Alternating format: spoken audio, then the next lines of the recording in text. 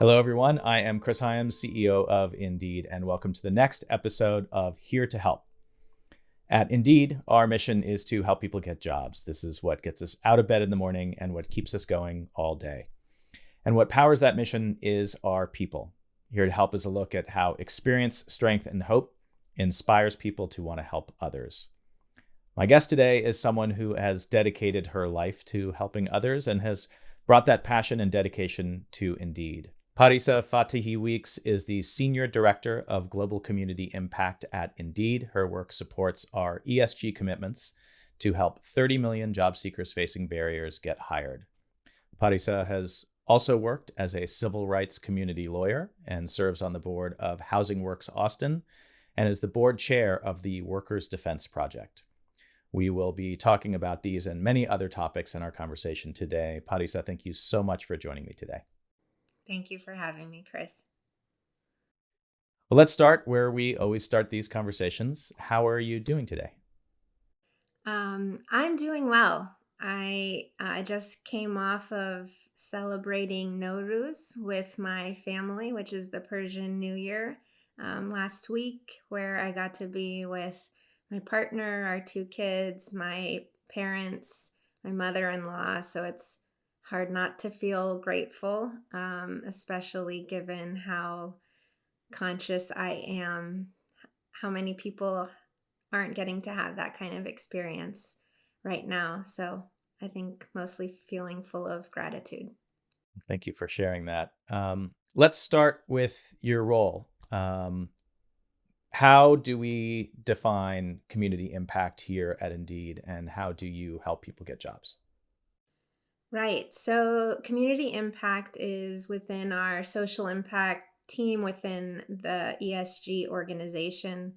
Of course, we think about helping all people get jobs, breaking down bias and barriers in the hiring process. The part that is unique about community impact is that we think very much about the communities where Indeed has its biggest footprints. And then we think about who are the folks who are most marginalized in those communities, may face the most economic insecurity, face the most barriers.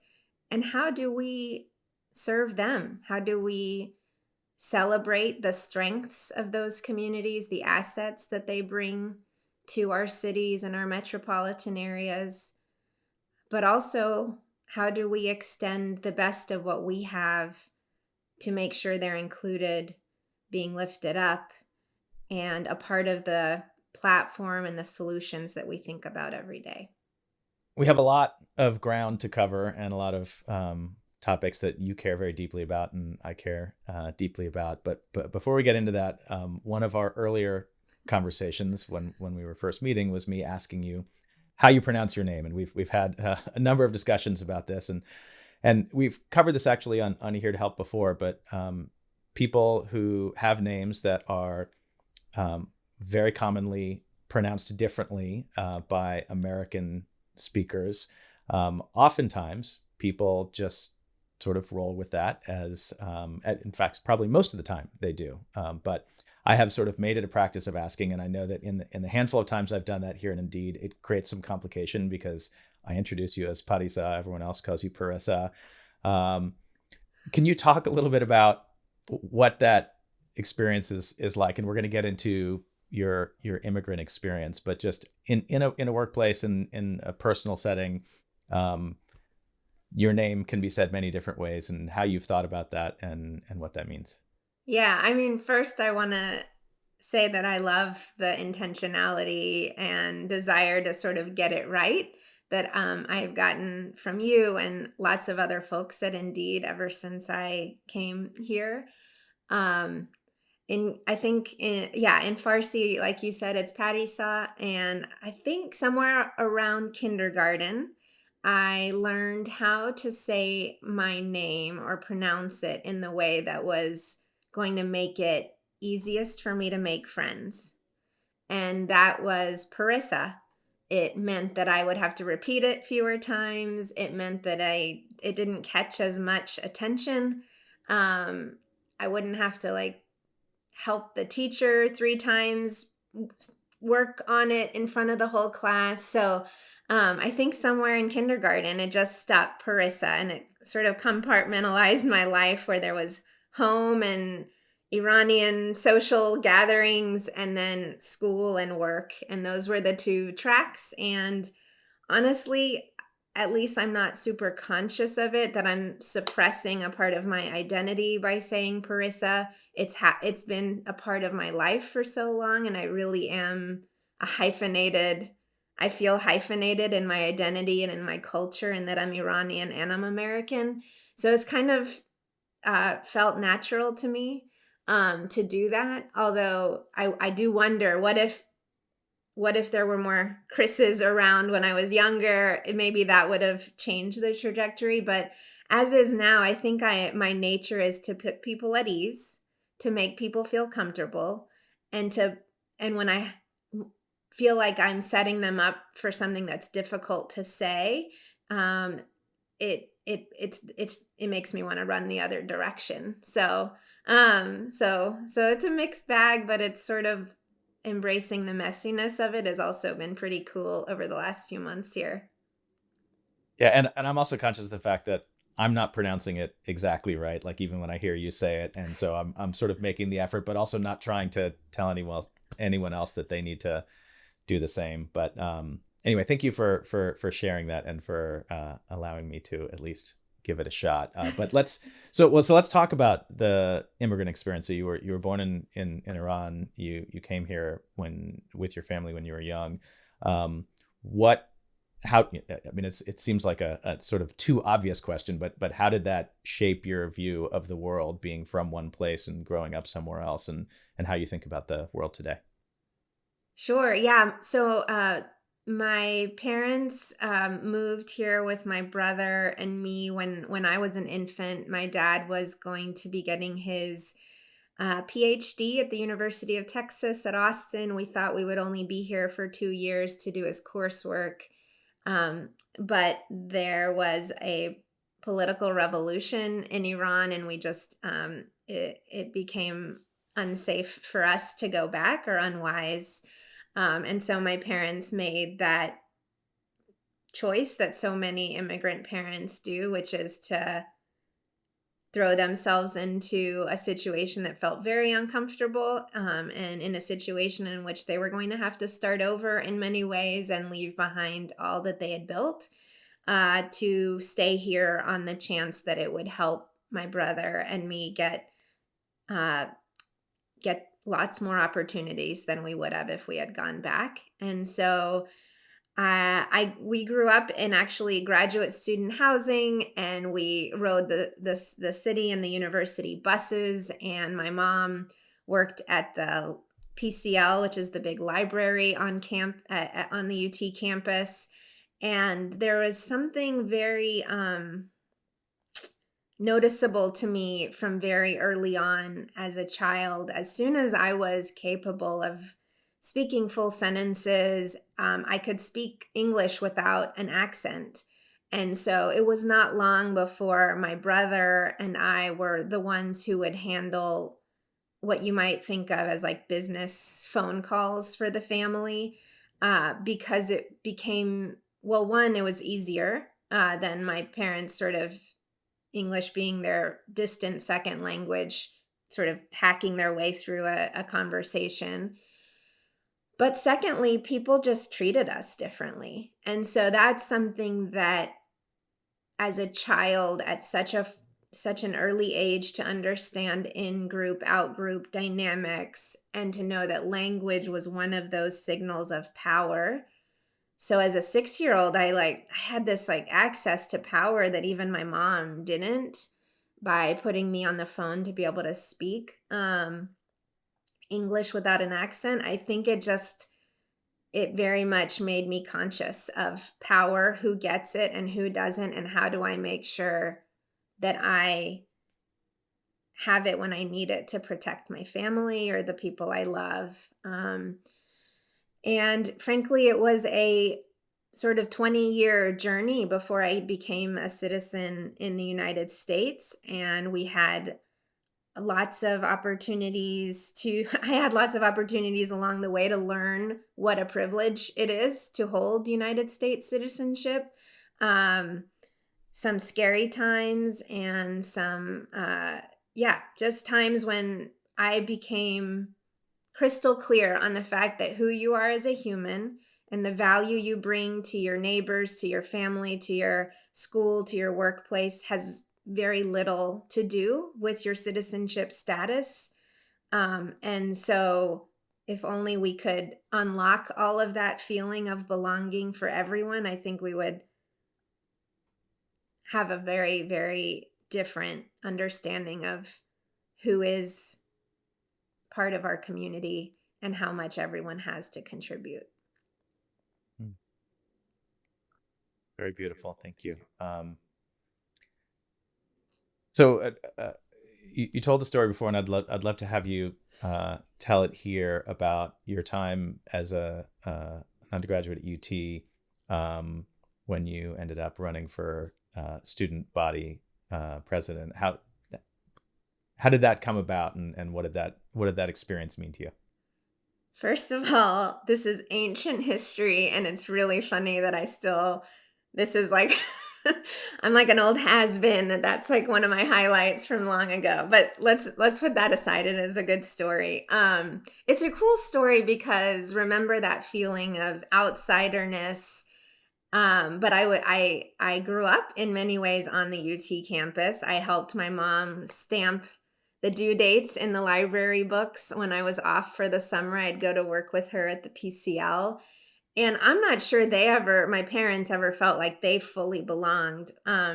So when I was a student at UT years later, I was sort of, finding my own way, very different mindset than what my parents had experienced the generation prior.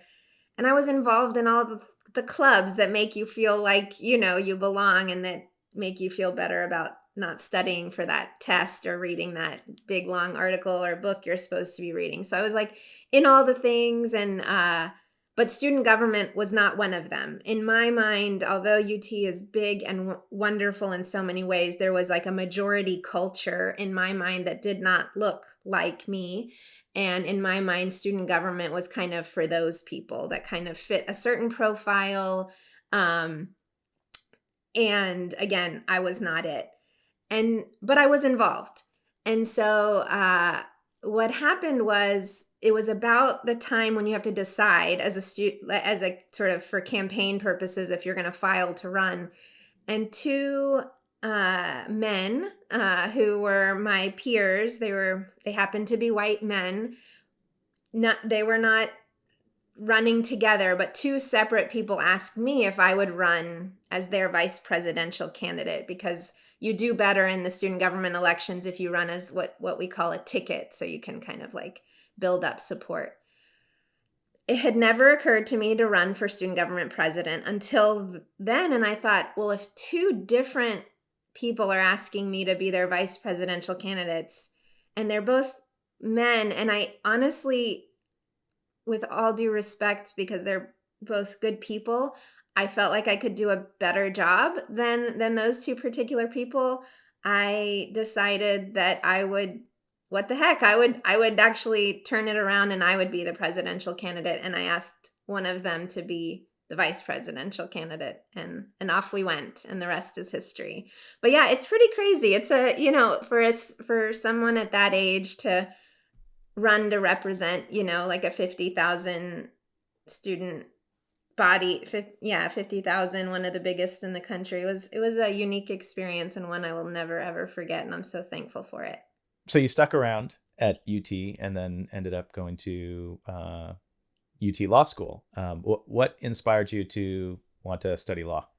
So I actually, right after undergrad, I moved to Spain for a minute, and then I moved to Washington, D.C. and worked. I did a little time on Capitol Hill, and then for the federal government, I worked for the EPA. And I had classic immigrant parents that were like, lawyer or doctor, what's it going to be? And I was like putting it off. And Um, I wanted to do public policy school, so I was going to go to the LBJ school back in Austin.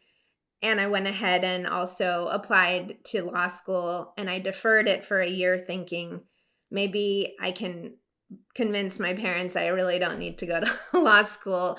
But I did my first year at LBJ, and then I did in fact start law school. And the reason though that I knew it wasn't just saying yes to what my dad wanted me to do, it was actually a keen awareness of power again. And I knew that having a law degree would give me keys to a certain kind of power that, especially as an immigrant, watching our own family navigate the immigration system. We're coming now off of September 11th, 2001, when there were random investigations, questionings, interrogations of people who may be from countries that were deemed dangerous. There was so much scrutiny and fear that I knew that getting a law degree, even if I wasn't certain I was going to be a lawyer, a practicing lawyer, that it would give me access to a certain kind of protection if I ever needed to help my family, and to navigate that same power for other people like us that may need a little extra help because of other vulnerabilities. So that's why I went to law school. I'm really glad that I did. Even though obviously I'm not a practicing attorney today, I'm so glad that I did, and I got to learn after law school from a federal judge, and that clerkship taught me so much and gives me a great deal of respect for lawyers. So while you were at UT Law School, you had a unique opportunity to introduce then young Senator Barack Obama to a crowd of 21,000 people in Texas for a rally in 2007. What was that experience like? Yeah, that was another unexpected turn of events. I was part of a group of Austinites, grad students, and even some undergrads that were sort of planning to help organize what was going to be a very small rally for then Senator Obama. He was a long shot candidate at the time. The primary between he and Senator Clinton hadn't happened yet. And so he was definitely the nobody had heard of him candidate. And so we were helping to organize. We were checking out, if for those of you who know the university campus, Gregory Gym was going to be the venue originally for the rally. But things started to get bigger, and we thought, I'm trying to remember what the breaking point was. Our friends Ian and Amy and others could say better what the breaking point was. But at some point it switched, and we were going to do it on Auditorium Shores outside. And I was just helping organize. But the 2 or 3 days before the rally, I actually had a bicycle accident, and I had gotten a concussion and had internal bleeding and had like a huge black eye. And while I was in the actually waiting room at the hospital is when I got the call from the big organizers in charge, like, we'd like you to be the one to introduce him at the rally in 48 hours. Will you do it? And I couldn't decide whether or not to tell them that I had a huge black eye, but I obviously wanted to take the opportunity.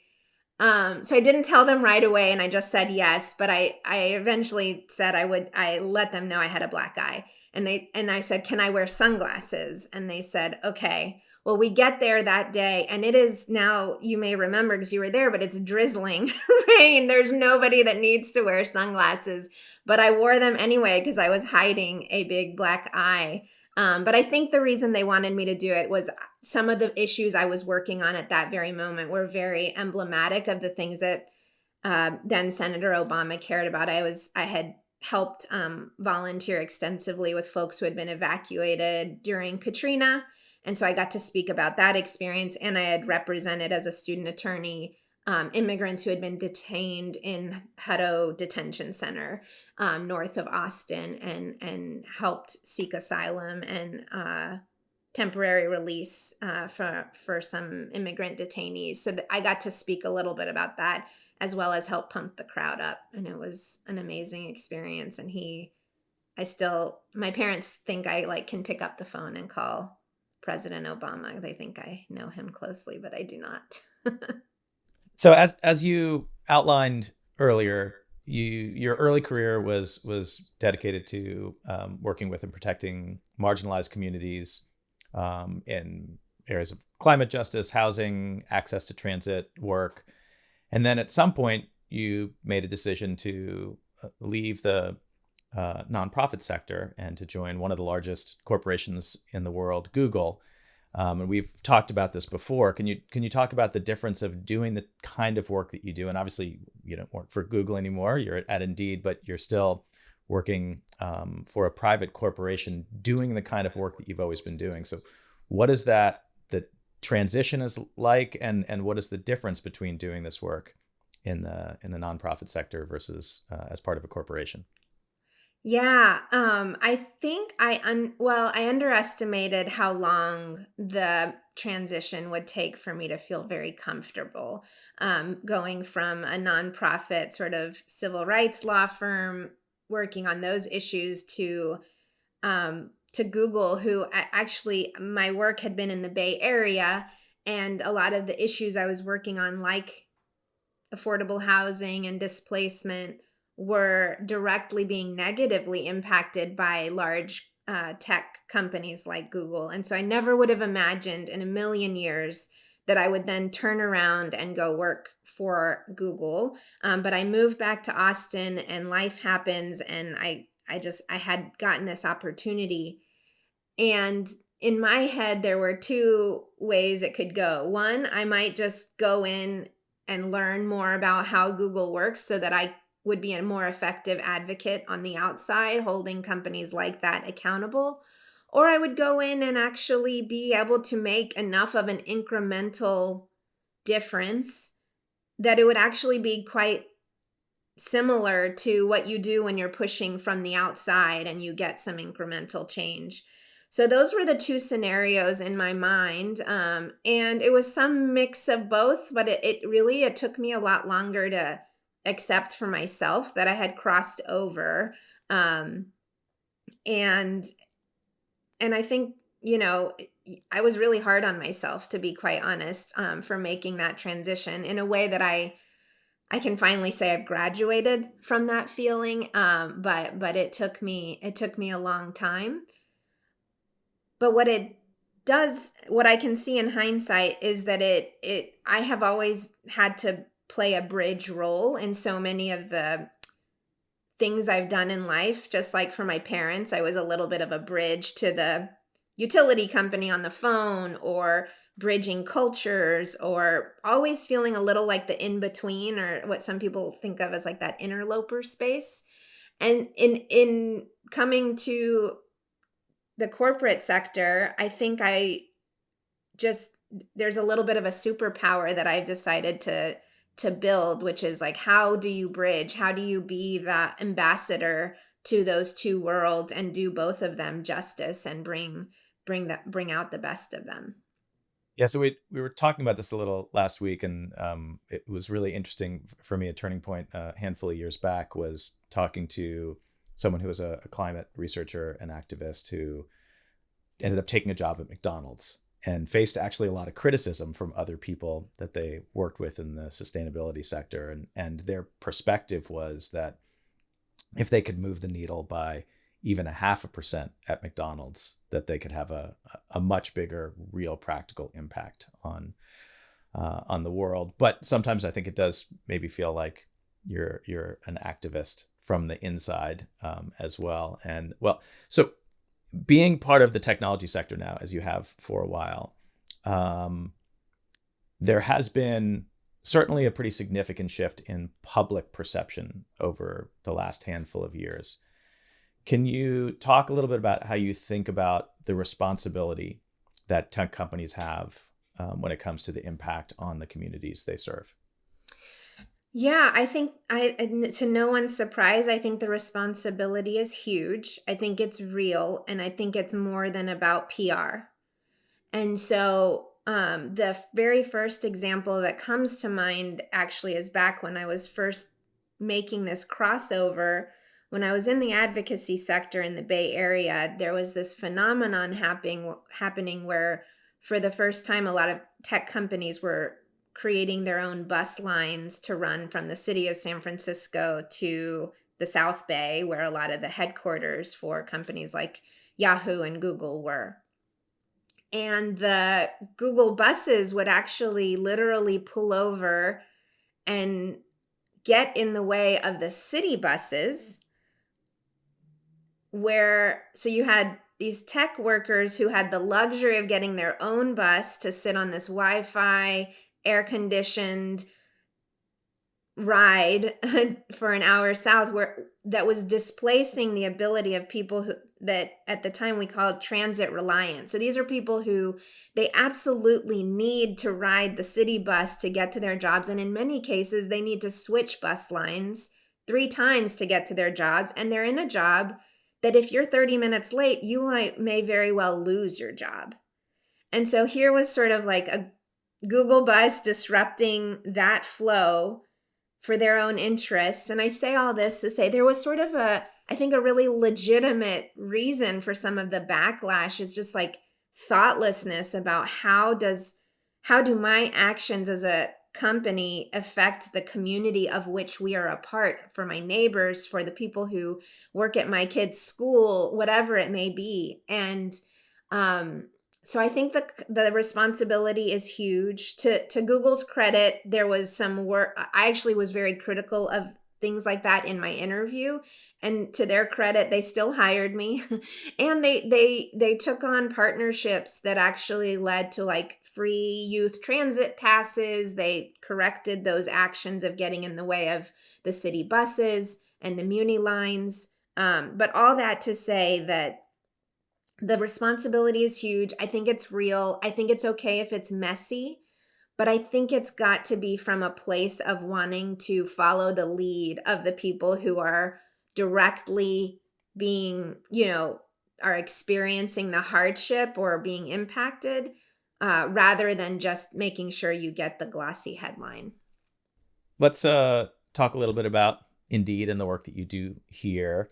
Back in February, we announced a $10 million investment to launch a new program called Essentials to Work, which is focused on helping struggling job seekers in the U.S. to get access to the things that they need: technology, transportation, and importantly, criminal record clearing services. Can you talk a little bit about Essentials to Work and what it is that you hope to achieve?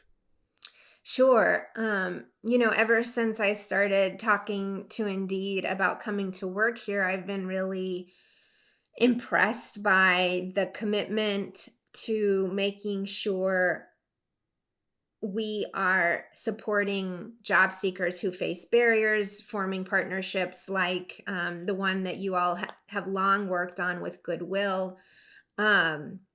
Especially in that stage where job seekers are trying to apply for a job or create a resume or get through the interview process. And that has always stuck with me, that has been really an authentic part of Indeed's commitment.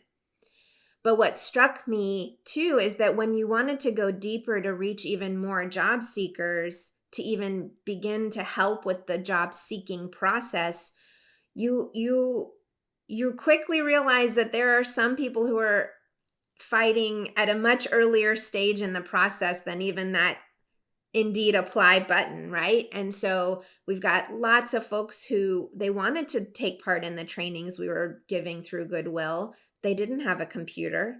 They didn't have an internet connection, and it was COVID, so they couldn't come in person. Or if they did want to come in person, there wasn't reliable transportation to get there. So that was sort of the inspiration for why did we need to invest in maybe one ripple or 1 degree out from the job seeking process. And then of course with record clearing services, we know that the number of people impacted by our criminal legal system and the rates of incarceration, 1 in 3 Americans has a criminal record. And although we have made progress on ensuring folks have a fair chance at being hired, there's still a long, long, long way to go. And so I was really excited that we had this opportunity to invest in some of the nonprofit organizations, but also explore some tech-based partnerships that might enable us to connect job seekers to record clearing services so that they had an even better shot when they were looking for a job. And this program has already really, I would say, lit a fire under some partnerships that we had been thinking about for a long time. But the minute we said we've got some computer devices and mobile hotspots, some partners that we'd been thinking about working with, they said, we need 100 of those devices right now. And then we can learn from the job seekers who are trying to use Indeed for the first time, so that in the long run, the newer job seekers that are now getting to use our platform are going to have a very different experience that we should learn from, so we can improve our product and our platform, so that in 10 years, we're serving many, many, many more job seekers facing barriers. So this program is just launched. This is the first phase of what we hope is will grow into something much bigger. Can you talk a little bit about what the long-term vision for Essentials for Work is? I think if it goes well, I think it's something different than us just philanthropically, giving out some devices and some Lyft ride shares or even some legal services. It's actually about us learning so that one day we would know better. Does it serve job seekers and frankly our clients to make Indeed more robust in a 360-degree way for job seekers when they come on to our platform?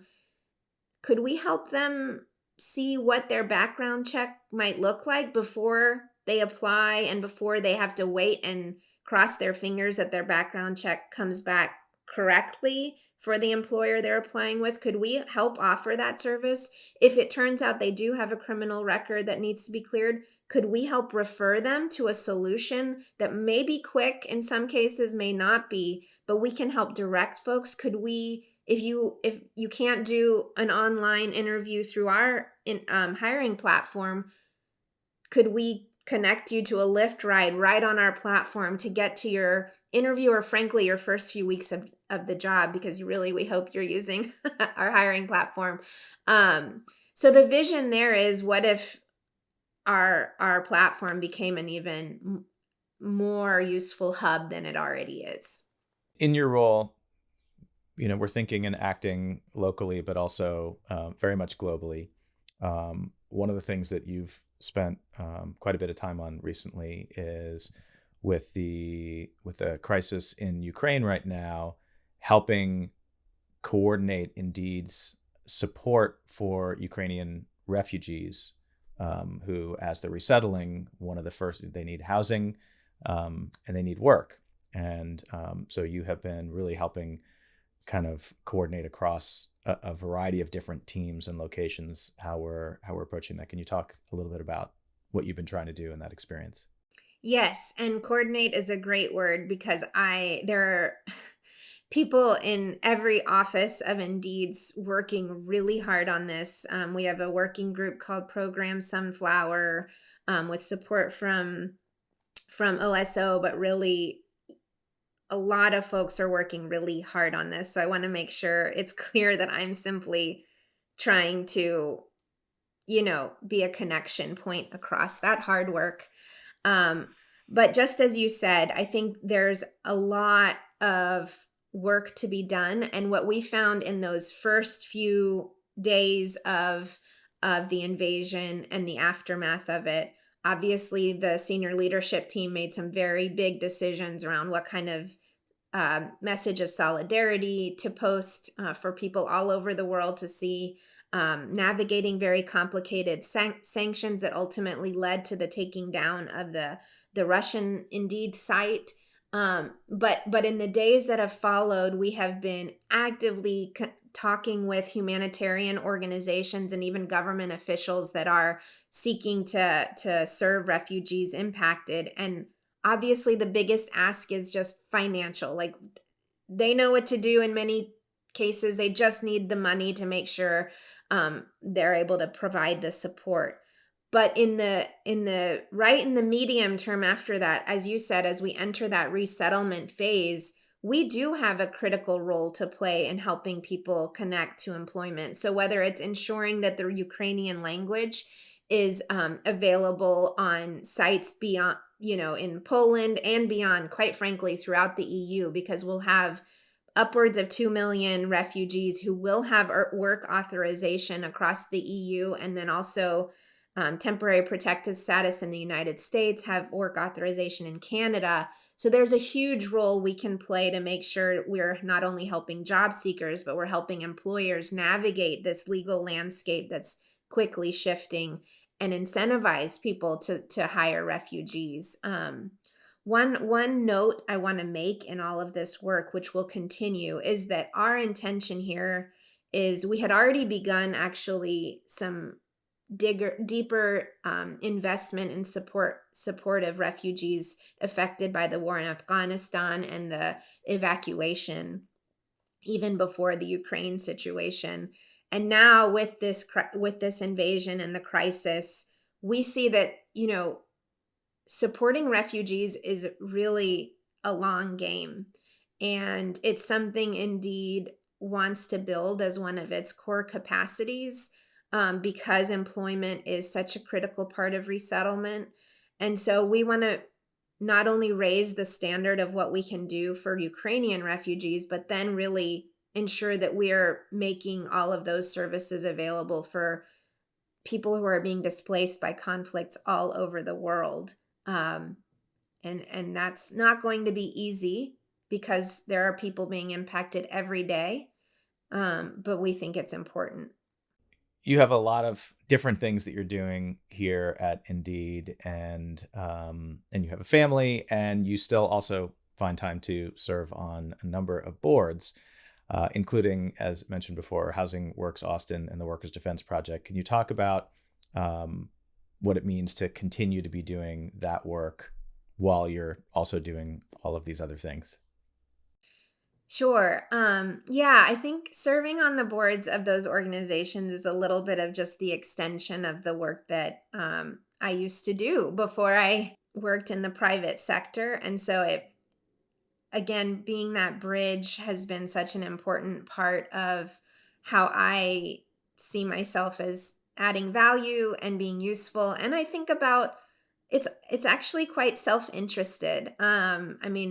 When I think about affordable housing, I think about the affordable housing that my family benefited from when we first moved to the United States, that allowed us to live right in the center of town and to access things like buses and libraries and other services. That made all the difference for a family that was just learning to navigate a new country, a new language. If we had been unable to live in the thick of such an opportunity rich area, I'm not quite sure. I'm sure we would have been okay, but I don't think we would have been doing as well as we are today. And so HousingWorks Austin is driven to really making sure there's all kinds of housing for all kinds of people in all parts of town, to give everyone the options that sometimes it feels like only the most affluent people have.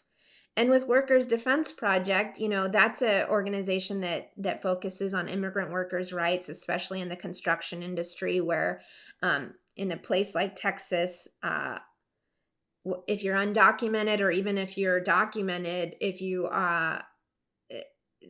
not always as protected as you should be when it comes to very hazardous work sites, very hot weather.